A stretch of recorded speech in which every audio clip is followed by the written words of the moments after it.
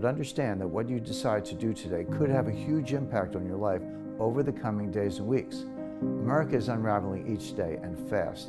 Unfortunately, I know most Americans will ignore these warning signs and just hope for the best. And by the time they wake up to reality, it will be too late for them. But I don't want that to be you. So if you want the same details I'm sharing with my family about what to expect from this $85 trillion economic super collapse, you need to get access to the information that's inside this envelope now. That's because what's inside this envelope is information you'll never hear being talked about by the president or by members of Congress or by the mainstream media.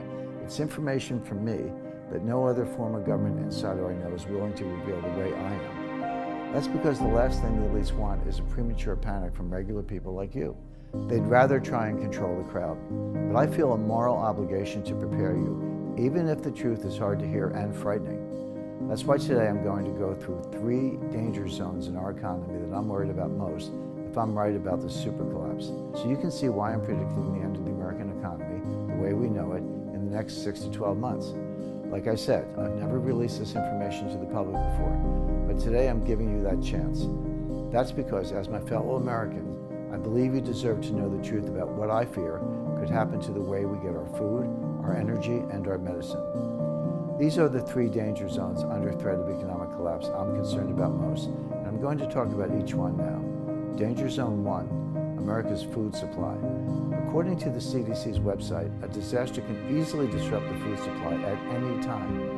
In the event of disaster or emergency, they advise Americans to have at least a 3-day supply of food. But have you ever asked yourself, what happens if multiple disasters hit our food supply chains simultaneously? Just look at what's happened so far this year. In early 2022, USA Today reported shortages at grocery stores across the country have grown more acute in recent weeks as Omicron continues to spread and winter storms have piled on. Then, Putin decided to roll Russian tanks into Ukraine, igniting yet another disaster. As the UN told BBC, Russia's invasion of Ukraine could soon cause a global food crisis that may last for years. That's because practically 1/3 of the world's wheat exports come from Russia and Ukraine. It's why just a few weeks later, Bloomberg wrote, U.S. bread makers fear soaring costs as turmoil engulfs the wheat trade. Of course, wheat is hardly the only thing stores need to sell bread. What about the plastic or paper the bread is wrapped in? What about the ovens used to bake the bread? What about the truckers who bring the bread to the store?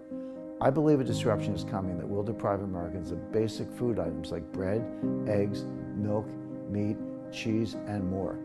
Because of intense political tensions in the country, rising prices, and intense work schedules to meet delivery deadlines under the supply chain crunch, I believe it's very likely that we will see a long-haul trucker strike in the next 6 to 12 months. I believe that strike would last 2 weeks or more. And do you know what will happen when those long-haul truckers don't go to work for a week? Business Insider reported that when that happens, grocery stores would run out of food in 3 days. Then what? Is the CDC going to tell you they've updated the 3-day emergency guidelines on their website? It will be too late for you at that point. That's why, in just a minute, I'm going to tell you what I've been buying to protect my family before extreme food shortages hit later this year. I'll even tell you how long you should be prepared in a food emergency, because trust me, it's a lot longer than 3 days. If you want to ignore my advice after hearing what I'm doing, that's your decision. But I'm not going to sit on my hands and hope. And I don't want you to feel like that's your only choice either. Especially when you see that our food supply relies on another supply I'm also deeply concerned about. Danger zone number 2, America's energy supply. See, even after a trucker strike, the only way the trucks can deliver our food is if they have enough gas to run on. And right now, we're in the middle of the worst energy crisis since the 1970s. And not just because of rising prices at the pump. As you may know, in the aftermath of that oil crisis, our government built something called the Strategic Petroleum Reserve, SPR.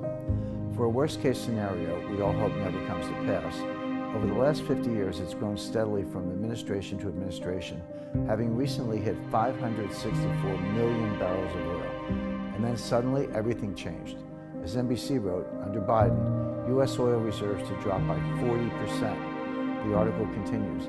The number will fall to 384.6 million barrels, a level not recorded since 1984. The scary part of this is that the SPR is not actually meant to last us very long.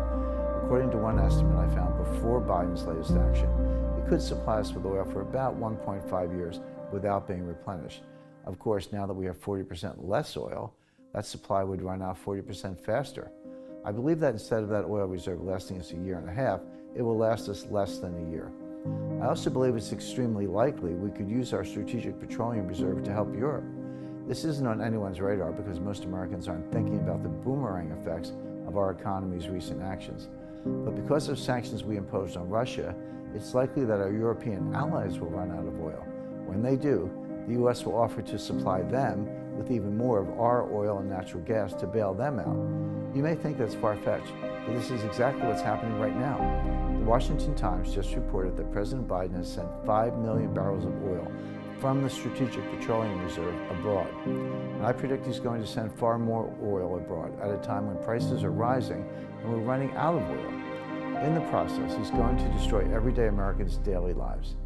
As Bloomberg wrote, U.S. monthly oil shipments to Europe climbed to the highest level since 2016. It's why overseas, the English-run BBC reported recently, Russia's sanctions, can the world cope without its oil and gas? This is a dangerous and evolving situation. That's why this envelope contains information about what I fear Putin is planning next, so you aren't blindsided. If you have any money in the banks or in the stock market, this could impact you directly. And if you think all this is just too far-fetched, please understand this isn't the first time I've warned my readers about what Russia could do to our energy supply. A decade ago, in my best-selling book, Currency Wars, I wrote, Russia's use of natural gas as a geopolitical weapon goes beyond threats. Then earlier this year, I tweeted this, and while the situation surrounding the way we get our food and energy is bad, it's this next danger zone that keeps me up at night. Danger zone number 3, America's medicine supply. Just like trucks need gasoline to deliver our food, the only way our economy runs is if the people who run it, the truckers and everyone else, all have access to necessary drugs and medicine. Up until recently, that may have sounded like a foregone conclusion, and government officials might have reminded us about the other strategic reserve in our country. I'm talking about the Strategic National Stockpile, America's largest reserve of drugs and medical equipment. But then COVID hit. As NBC News wrote, the country's largest repository of drugs and medical equipment is designed to be used as a stopgap, not a solution, during emergencies. Fighting the COVID-19 pandemic was just one emergency that taxed the system.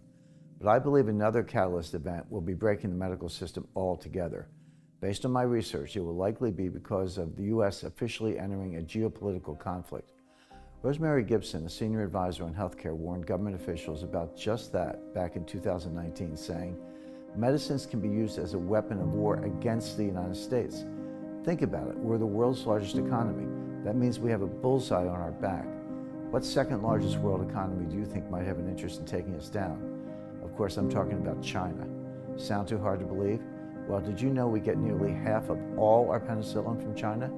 I doubt most Americans realize it, but this was stated publicly in a report published in 2019. I believe a coming conflict with China, it could be another trade war, internal conflict within China, or even a serious conflict militarily between us and China, will lead to a major breakdown in the critical drug supply to